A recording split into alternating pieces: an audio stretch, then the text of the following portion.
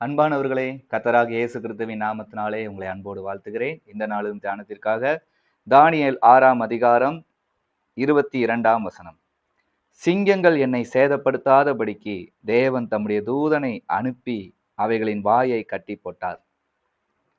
பிரியமானவர்களே, இந்த நாளிலும் கூட ஏதோ பிரச்சனைகள் அகப்பட்ட ஒரு வாழ்க்கை போல சுற்றிலும் நெருக்கடிக்குள்ள இருக்கிற ஒரு ஜீவியமா இருக்குமானா, இன்னைக்கு நான் இந்த நாளை எப்படிதான் கடக்க போறேங்கிற ஒரு போராட்டம் உங்களுக்குள்ள இருக்குமானால், தானியேலை நினைத்து பாருங்கள். தானியேலுடைய வாழ்க்கையை நினைத்து பாருங்கள். அவர் எதிர்பாராத, அவர் எல்லா விதத்திலும் சரியா நடந்து கொண்டிருக்கும் போது, தானியேல் மேல பொறாமை கொண்டு சில பேர் தானியேலை போல வாழ முடியல, தானியேலை போல இருக்க முடியல. ஆகவே தானியேலை எப்படியாவது எங்கேயாவது ஒரு குறை கண்டு அவனுக்கு ஒரு தண்டனையை வாங்கி அவனுடைய வாழ்க்கையை முடித்து விட வேண்டும் என்று அத்தனை போராட்டங்கள் தானியேலை சுற்றிலும் நடந்தது. இவன் சிங்கக்கவிக்குள்ள போடப்பட்டது கூட பெரிய போராட்டமான்னு தெரியாது. ஆனா சிங்கக்கவிக்குள்ள போடுற வரைக்கும் அவருக்கு இருந்த போராட்டங்கள் அதிகம்.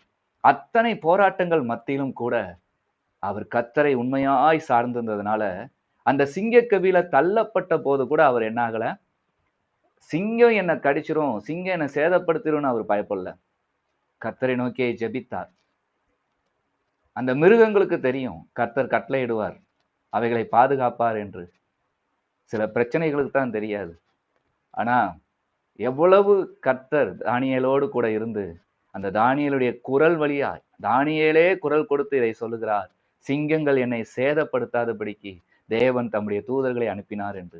இந்த நாளில் உங்களுடைய வாழ்க்கையில என்ன ஒரு போராட்டங்கள பிரச்சனைகள்ல இந்த நாளை நீங்க கடக்க போறீங்களோ, கடக்கிறேன்னு இருக்கிறீங்களோ, கர்த்தர் உங்களுக்கு துணையா இருந்து சுத்தி இருக்கிற எந்த பிரச்சனைகளும் உங்களை சேதப்படுத்தாதபடிக்கு, போராட்டங்கள் உங்களை சேதப்படுத்தாதபடிக்கு இந்த வார்த்தையை உங்களுக்கு அனுப்பி உங்களை இந்த நாளையும் பலப்படுத்தி ஜெயம் கொடுக்கிற தேவனா இருக்கிறார்.